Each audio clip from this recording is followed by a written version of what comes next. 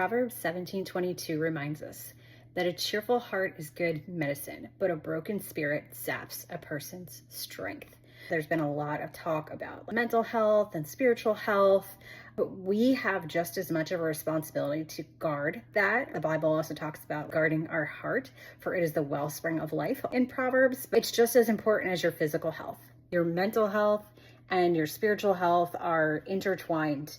The more that we are engaging in conversations that promote positive growth with our spiritual wellness, with our mental wellness, and just encourage ourselves in the Word of God and in prayer, and by having people around us that encourage us in our walk, versus people that are discouraging or always complaining. And I'm not saying that we can get rid of those people in our life, but guard yourself to where you have the ability to maybe encourage that person in their faith or encourage them with positivity versus letting them drain you. But sometimes you do also have to set up boundaries and a guard.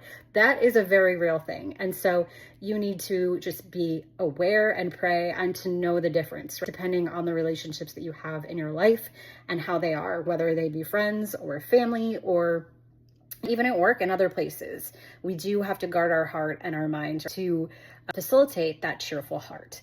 That's something that we can do by listening to positive podcasts, reading the Word of God, reading positive books, having positive conversations in communities or even on the phone with people or in person, incorporating that time that you spend with loved ones that will help reduce anxiety and stress in addition to the Word of God, listening to things when you're guarding yourself even from excess of the news.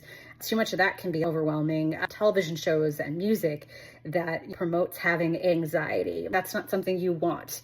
The more you listen to that stuff, the more it feeds your mind and your spirit, and you want the opposite of that, right? You want to be encouraged, you want to be admonished, and you want to do the same for others. And so that's really key to that, guarding your heart and your mind.